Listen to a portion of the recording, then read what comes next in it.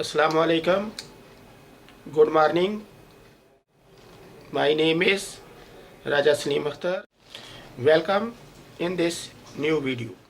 Before to watch the further video, subscribe my channel, like the video, click on bell icon,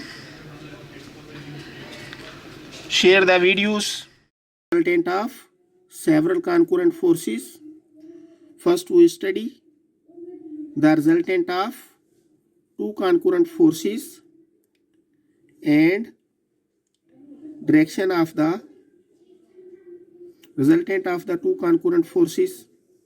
Question: determine the magnitude and direction of the resultant R of the two concurrent forces P and Q acting at an angle alpha by analytical method. Proof: let the adjacent sides OA and OB of the parallelogram OACB represents the forces P and Q at an angle alpha as shown in figure.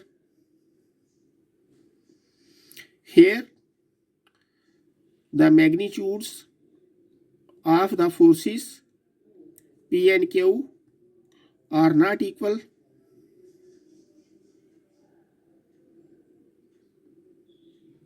Also we shall study the case if P is equal to Q. Also we find the maximum resultant and minimum resultant.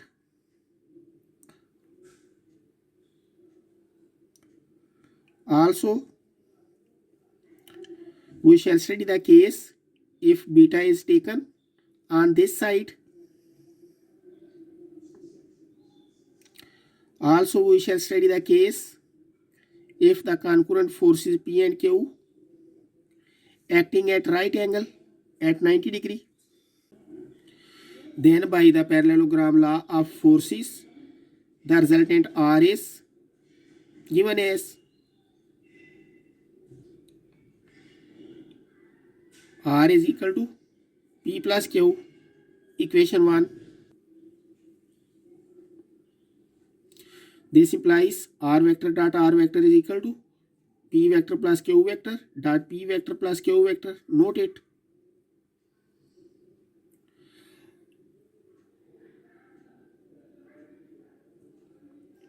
This implies R vector dot R vector is equal to R magnitude square denoted by R square simply without arrow sign equal to P dot P, P square. Similarly, plus Q dot Q, Q square.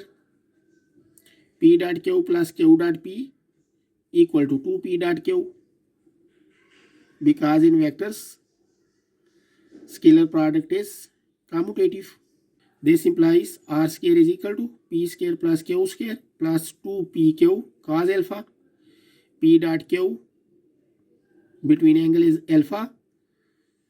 So by definition of scalar product, PQ cos alpha. This implies R is equal to P square plus Q square plus 2PQ cos alpha under root. Remember this formula. Equation A. This is the required magnitude of the resultant. Now we find the direction of the resultant R. Direction mean angle beta. If the beta is taken from this side,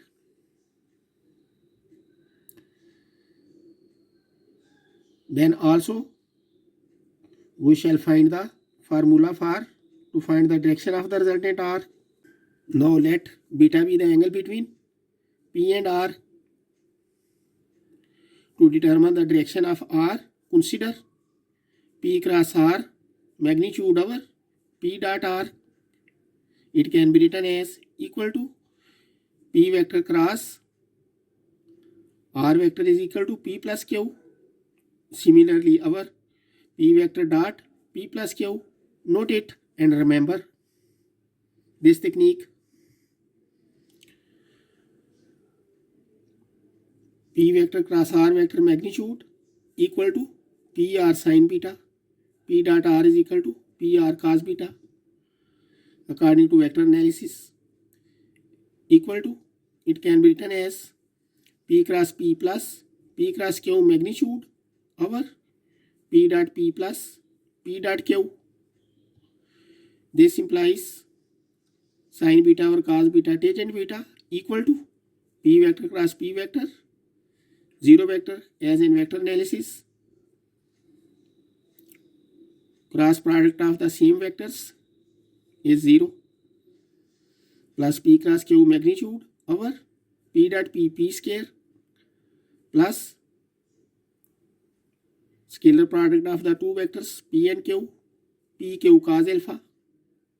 It can be written as tangent beta is equal to P vector cross Q vector magnitude over P square plus PQ cos alpha. This implies tangent beta is equal to PQ sin alpha over P square plus PQ cos alpha.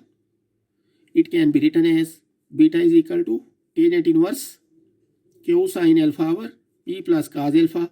Remember this formula for to find the direction of the resultant R of the two concurrent forces P and Q.